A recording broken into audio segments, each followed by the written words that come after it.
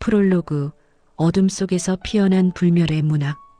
19세기 중반 상트페테르부르크의 좁은 골목길들이 뻗어 있는 이곳. 네바 강이 흐르는 이 도시의 어둑한 뒷골목에서 한 남자가 펜을 들고 인간 존재의 가장 깊은 수수께끼를 풀어내고 있었습니다. 그의 이름은 표도르 미하일로비치 도스토옙스키. 그가 써내려간 작품은 단순한 소설이 아니라 인간 영혼의 해부학이자 도덕적 실험실이었습니다. 도스토옙스키 자신도 격동의 삶을 살았던 인물입니다. 젊은 시절 정치적 음모에 연루되어 사형 선고를 받고 총살대 앞에서 마지막 순간 시베리아 유배로 감형되는 극적인 경험을 했습니다. 그 참혹한 감옥 생활과 간질병의 고통, 그리고 도박 중독까지, 이 모든 고통의 경험들이 녹아들어 탄생한 것이 바로 죄와벌입니다. 1866년에 출간된 이 작품은 발표 즉시 러시아 문학사의 길이 남을 걸작으로 평가받았습니다.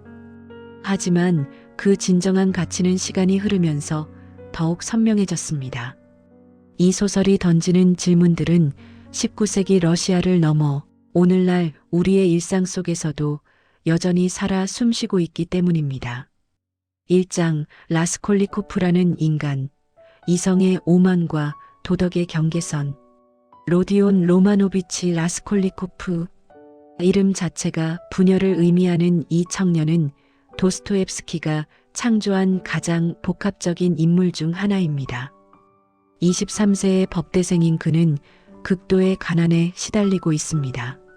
하지만 그의 진짜 고통은 물질적 궁핍보다 더 깊은 곳에 있었습니다. 라스콜리코프는 자신만의 독특한 철학을 발전시킵니다. 그는 인간을 두 부류로 나눕니다. 하나는 평범한 대중이고 다른 하나는 역사를 움직이는 특별한 존재들입니다. 나폴레옹, 뉴턴, 케플러 같은 인물들 말입니다. 그는 이런 특별한 인간들은 인류의 발전을 위해서라면 기존의 도덕적 금기를 넘어설 권리가 있다고 믿습니다. 나폴레옹이 이집트 원정에서 얼마나 많은 사람을 죽였는가. 하지만 역사는 그를 영웅으로 기억한다. 만약 내가 정말로 특별한 존재라면 나도 그런 권리를 가져야 하지 않을까. 이런 사상적 실험이 그의 머릿속에서 점점 구체적인 계획으로 변해갑니다. 알료나 이바노브나라는 늙은 고리대금업자. 그녀는 가난한 사람들의 고열을 빨아먹으며 살아가는 존재입니다. 라스콜리코프는 그녀를 제거하는 것이 사회적으로 유익한 일이며 동시에 자신이 특별한 인간임을 증명하는 시험이라고 스스로를 설득합니다. 도스토옙스키는 이 과정을 극도로 세밀하게 묘사합니다. 라스콜리코프의 내면에서 벌어지는 논리적 변증법, 양심의 소리를 억누르려는 의지의 노력, 그리고 점점 커져가는 강박적 사고들. 우리는 그의 의식 속을 따라가며 한 인간이 어떻게 도덕적 선을 넘어서게 되는지를 목격합니다. 하지만 여기서 중요한 것은 라스콜리코프가 단순한 악역이 아니라는 점입니다. 그는 진심으로 인류의 행복을 생각하는 청년입니다. 가난한 가족을 돕고 싶어하고 불의에 분노할 줄 아는 감성을 가진 인물입니다. 바로 이런 복잡성 때문에 우리는 그를 단순히 비난할 수만은 없게 됩니다. 도스토옙스키가 던지는 첫 번째 질문이 여기에 있습니다. 선한 의도가 있다면 수단을 정당화할 수 있을까요? 더 큰 선을 위해서라면 작은 악은 허용될 수 있을까요? 이것은 단순한 철학적 사변이 아닙니다. 우리 모두가 일상에서 마주치는 윤리적 딜레마입니다. 2장, 범행의 순간, 이론과 현실의 충돌. 1866년 7월, 뜨겁고 무더운 상트페테르부르크의 어느 날 저녁, 라스콜리코프는 마침내 자신의 계획을 실행에 옮깁니다.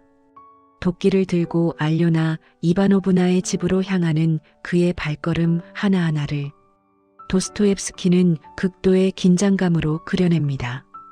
범행 장면에서 도스토옙스키의 문학적 기법이 빛을 발합니다. 그는 단순히 외부적 행동만을 묘사하지 않습니다. 라스콜리코프의 의식과 무의식, 이성과 감정, 계획과 우연이 복잡하게 얽히는 순간들을 포착합니다. 도끼가 노파의 머리에 떨어지는 순간 시간이 정지한 듯했다. 그 한순간에 모든 것이 달라졌다. 라스콜리코프는 자신이 상상했던 초인이 아니라 떨리는 손과 두려움에 가득 찬 눈을 가진 평범한 살인자가 되어 있었다. 더욱 비극적인 것은 예상치 못한 목격자의 등장입니다. 알료나의 의붓동생 리자베타가 갑작스럽게 나타나고 라스콜리코프는 순간적인 공황 상태에서 그녀까지 죽이게 됩니다. 이것은 그의 철학적 계산에 전혀 없던 일이었습니다. 리자베타는 순수하고 선량한 여인이었으니까요. 이 순간부터 라스콜리코프의 초인 이론은 완전히 무너져 내립니다. 그는 자신이 생각했던 냉철하고 계산적인 존재가 아니라 우연과 충동에 휘둘리는 평범한 인간임을 깨닫습니다. 범행 후 그의 행동들 마이너스 물건들을 돌 밑에 숨기고 혈흔을 지우려고 애쓰고 사람들의 시선을 피해 도망치는 모습들, 이 모든 것이 그의 이론과는 정반대의 현실을 보여줍니다. 도스토옙스키는 여기서 인간 이성의 한계를 예리하게 드러냅니다. 아무리 논리적으로 완벽해 보이는 이론이라도 실제 현실과 만나는 순간 그 모순이 드러난다는 것입니다. 그리고 가장 중요한 것은 인간의 양심이라는 것은 논리로 설득할 수 있는 대상이 아니라는 점입니다. 3장 죄책감의 지옥, 내면의 법정. 범행 이후 라스콜리코프의 삶은 완전히 달라집니다. 그가 경험하는 것은 외부적 처벌이 아니라 내면적 고통입니다. 도스토옙스키는 이 심리적 고통을 마치 지옥의 풍경처럼 그려냅니다. 라스콜리코프는 열에 시달립니다. 하지만 이것은 단순한 몸의 열이 아닙니다. 죄책감이 만들어낸 영혼의 열병입니다. 그는 잠을 제대로 자지 못하고 음식을 먹을 수도 없습니다. 사람들과의 대화에서도 집중하지 못하고 항상 자신이 의심받고 있는 것처럼 느낍니다. 더욱 고통스러운 것은 그의 분열된 의식입니다. 한편으로는 여전히 자신의 행동을 정당화하려고 애씁니다. 나는 올바른 일을 했다. 그 늙은 여인은 사회에 해로운 존재였다. 하지만 다른 한편으로는 자신이 저지른 일의 끔찍함을 인정하지 않을 수 없습니다. 특히 무고한 리자베타의 죽음은 그의 모든 이론을 무력화시킵니다. 도스토옙스키는 이 과정을 통해 인간 정신의 깊은 메커니즘을 탐구합니다. 죄책감이란 단순히 사회적 규범을 어겼다는 인식이 아닙니다. 그것은 인간 존재의 근본적 구조, 즉 양심이라는 것과 연결되어 있습니다. 라스콜리코프가 아무리 논리적으로 자신을 변호하려 해도 그의 양심은 그 논리를 받아들이지 않습니다. 나는 왜 이렇게 고통스러운가? 나는 분명히 옳은 일을 했는데. 이 질문이 라스콜리코프를 계속해서 괴롭힙니다. 그는 자신의 이론에 따르면 아무런 죄책감을 느끼지 않아야 합니다. 하지만 현실은 정반대입니다. 그는 점점 더 깊은 고통 속으로 빠져들어갑니다. 도스토옙스키는 또한 라스콜리코프가 다른 사람들과의 관계에서 느끼는 소외감도 섬세하게 묘사합니다. 어머니와 누이 동생 두냐에 대한 사랑은 여전하지만 그들과의 사이에는 이제 거대한 벽이 생겨났습니다. 그는 그들을 사랑하면서도 그들로부터 멀어져야 한다고 느낍니다. 자신의 죄가 그들을 더럽힐까 두려워하기 때문입니다. 친구 라주미힌과의 관계도 마찬가지입니다. 라주미힌은 진심으로 라스콜리코프를 걱정하고 도우려 합니다. 하지만 그 순수한 우정이 오히려 라스콜리코프에게는 더 큰 고통이 됩니다. 자신이 그런 순수한 사랑을 받을 자격이 있는가 하는 의문이 끊임없이 그를 괴롭히기 때문입니다. 4장 수사와 심리전. 포르피리 페트로비치의 등장. 라스콜리코프의 고통을 더욱 증폭시키는 것은 예심판사 포르피리 페트로비치의 등장입니다. 이 인물은 도스토옙스키가 창조한 가장 매력적인 캐릭터 중 하나입니다. 겉보기에는 평범하고 심지어 우스꽝스러워 보이는 중년 남성이지만 그는 놀라운 심리학적 통찰력을 가진 수사관입니다. 포르피리는 직접적인 증거 없이도 라스콜리코프가 범인임을 직감합니다. 하지만 그는 성급하게 체포하지 않습니다. 대신 정교한 심리전을 펼칩니다. 그는 라스콜리코프와의 대화에서 마치 우연인 것처럼 범행과 관련된 세부 사항들을 언급하고 라스콜리코프의 반응을 면밀히 관찰합니다. 당신은 흥미로운 논문을 쓰셨더군요. 범죄에 대하여라는. 특별한 사람들은 법을 초월할 수 있다는 이론 말입니다.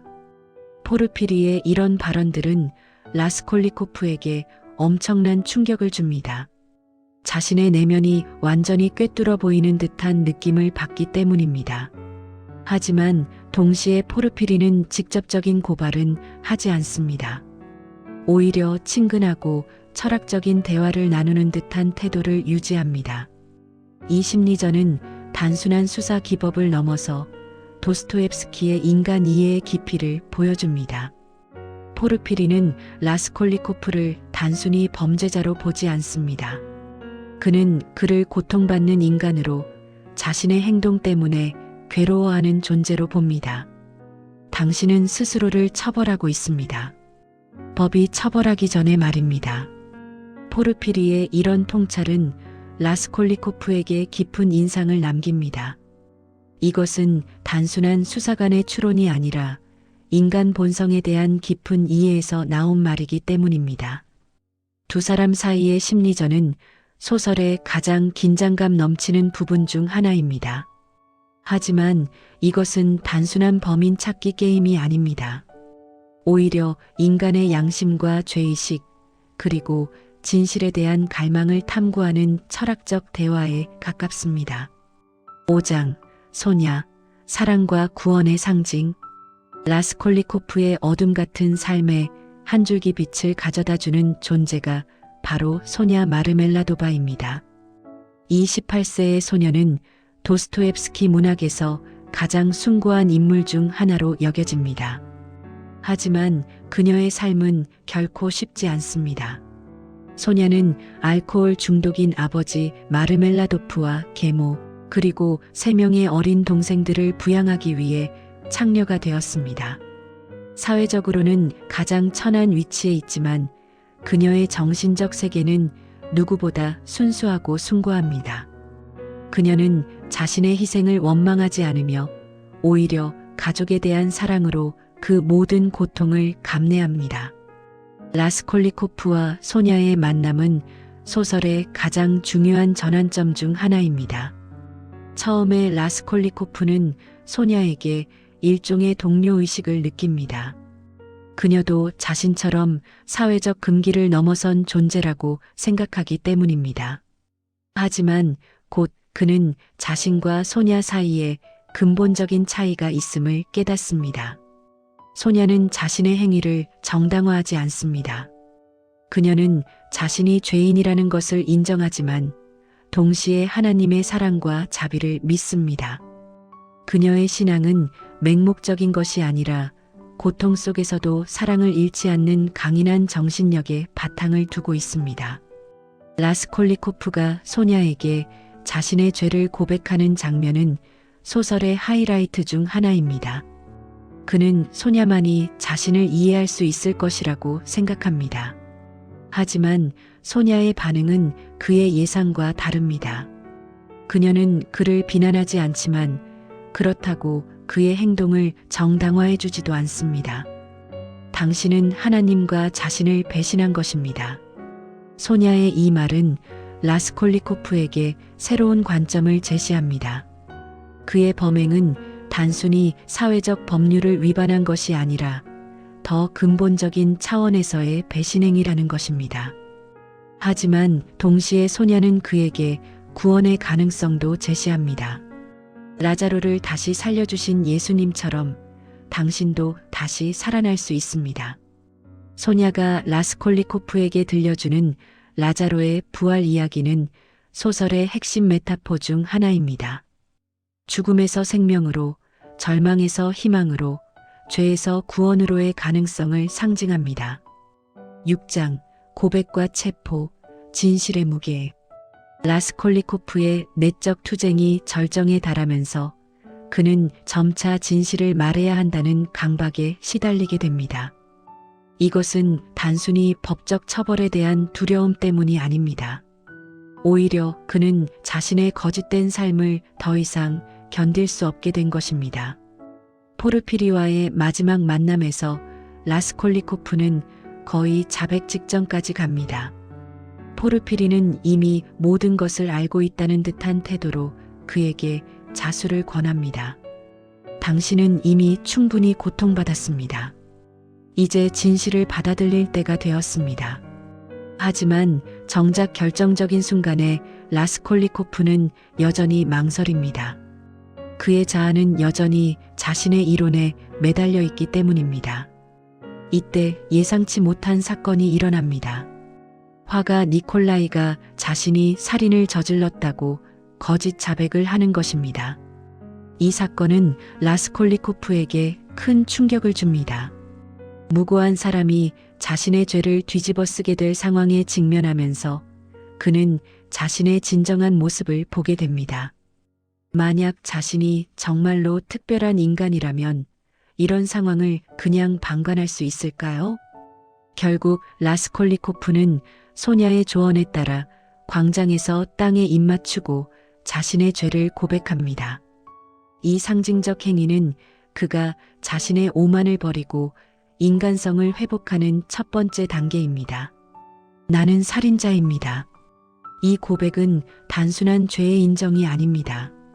그것은 자신의 잘못된 철학을 포기하고 진정한 인간으로 다시 태어나려는 의지의 표현입니다. 7장 시베리아 고통을 통한 정화. 라스콜리코프는 8년간의 시베리아 강제 노역형을 선고받습니다. 하지만 이 처벌은 그에게 단순한 고통이 아니라 구원의 기회가 됩니다.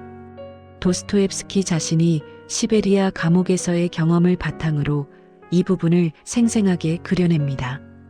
처음에 라스콜리코프는 여전히 자신의 과거 이론에 매달려 있습니다. 그는 자신이 단지 용기가 부족했을 뿐이라고 생각합니다. 다른 죄수들과도 어울리지 못하고 그들의 단순하고 소박한 삶을 이해하지 못합니다.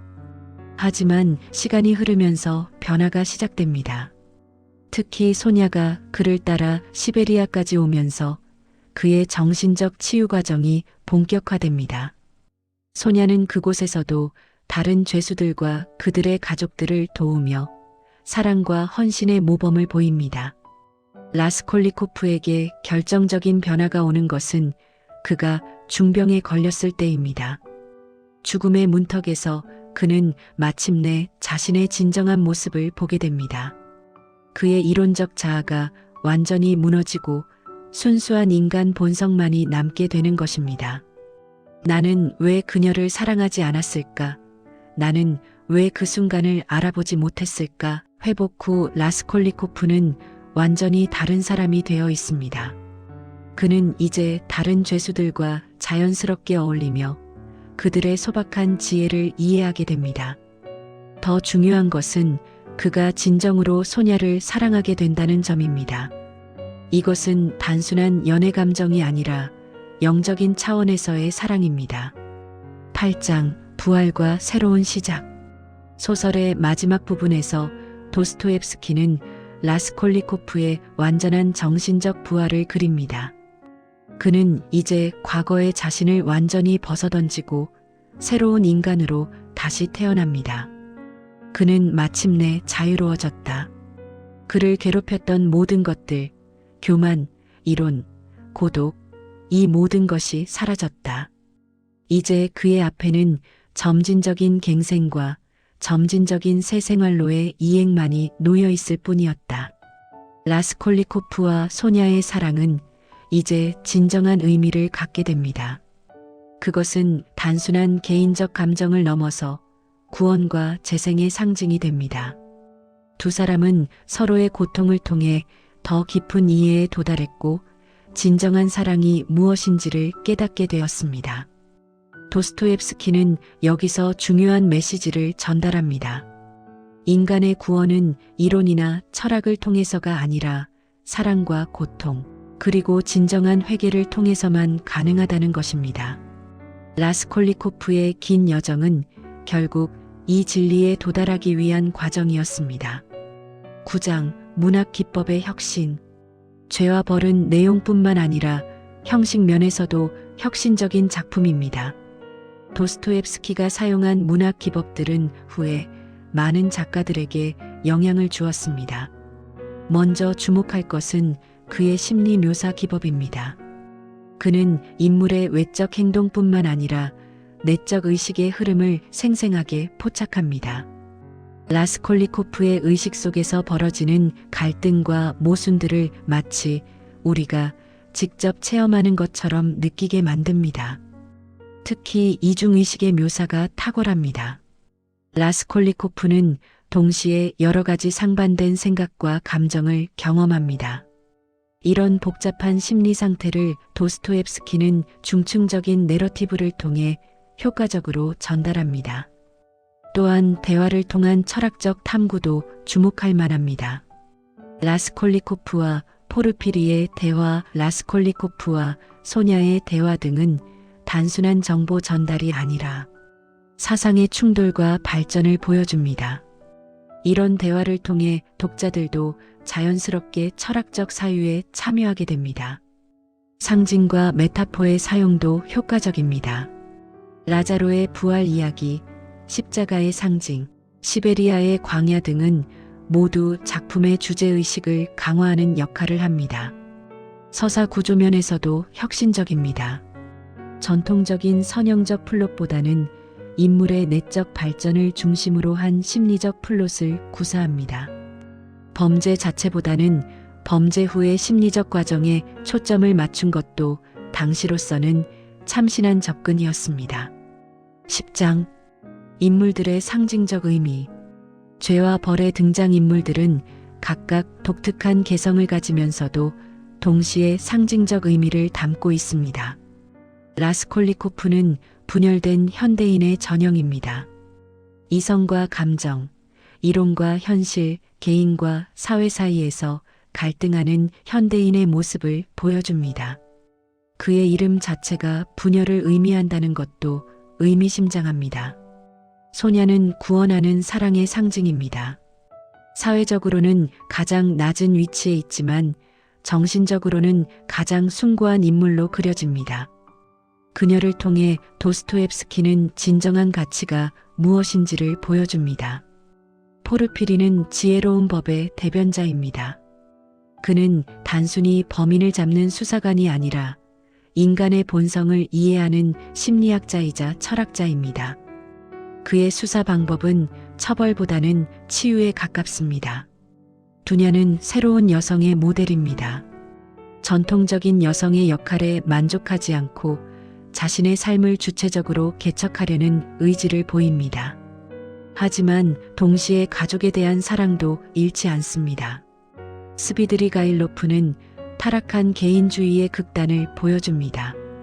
그는 라스콜리코프가 될 수 있었던 또 다른 모습, 즉 완전히 타락한 초인의 모습을 보여줍니다. 이런 인물들의 상호작용을 통해 도스토옙스키는 인간 존재의 다양한 가능성들을 탐구합니다. 11장 세계 문학사적 의의. 죄와 벌은 출간 즉시 세계 문학사에 큰 반향을 일으켰고 오늘날까지도 그 영향력을 유지하고 있습니다. 우선 심리소설의 발전에 기여한 바가 큽니다. 인물의 내적 갈등과 의식의 흐름을 이렇게 깊이 있게 탐구한 작품은 그 이전에는 찾아보기 어려웠습니다. 후에 조이스, 프루스트, 카프카 등의 작가들이 의식의 흐름 기법을 발전시킬 때 도스토옙스키의 영향을 받았다고 할 수 있습니다. 실존주의 철학의 선구적 역할도 중요합니다. 라스콜리코프가 경험하는 실존적 위기와 그것을 극복하는 과정은 후에 키르케고르, 니체, 사르트르 등의 실존주의 철학자들이 탐구할 주제들을 미리 문학적으로 형상화한 것입니다. 에필로그. 영원한 질문, 영원한 답. 우리는 지금까지 도스토옙스키의 죄와 벌이라는 거대한 정신적 우주를 탐험해 왔습니다. 이 작품이 던지는 질문들은 결코 쉽지 않습니다. 인간은 과연 무엇인가? 우리는 어떻게 살아야 하는가? 죄와 벌, 그리고 구원의 진정한 의미는 무엇인가? 도스토옙스키는 이런 질문들에 대해 단순하고 명쾌한 답을 제시하지 않습니다. 대신 그는 인간 존재의 복잡성과 모순을 있는 그대로 보여주며 우리 스스로 답을 찾아가도록 합니다.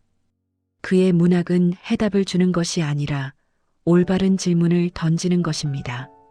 라스콜리코프의 여정은 곧 우리 모두의 여정입니다. 우리 역시 매일매일 크고 작은 선택의 기로에 서며 그 선택들이 우리를 어떤 존재로 만들어갈지 모른 채 살아갑니다. 때로는 라스콜리코프처럼 자신의 이론과 욕망에 사로잡혀 잘못된 길로 빠져들기도 하고, 때로는 소냐처럼 사랑과 희생을 통해 더 나은 인간이 되기도 합니다. 중요한 것은 포기하지 않는 것입니다. 아무리 깊은 절망과 죄책감에 빠져도 구원의 가능성은 항상 열려 있다는 것이 도스토옙스키의 믿음입니다. 그 구원은 거창한 이론이나 철학에서 오는 것이 아니라 진실한 사랑과 진정한 회개에서 옵니다. 라스콜리코프가 시베리아의 차가운 벌판에서 새로운 인간으로 다시 태어났듯이 우리도 매 순간 새롭게 태어날 수 있습니다. 과거의 잘못에 얽매이지 않고 미래의 불안에 압도되지 않으며 지금 이 순간 우리 앞에 놓인 선택에 최선을 다할 때 우리는 진정한 인간이 될 수 있습니다. 도스토옙스키의 죄와 벌은 단순한 소설이 아닙니다. 그것은 인간 영혼의 나침반이자 절망 속에서도 희망을 잃지 않게 해주는 등대입니다. 이 작품이 세대를 넘어 읽히는 이유, 그리고 오늘 우리가 이 이야기를 다시 들여다보는 이유가 바로 여기에 있습니다. 끝까지 경청해 주셔서 감사합니다. 구독과 좋아요는 제작하는데 큰 힘이 됩니다.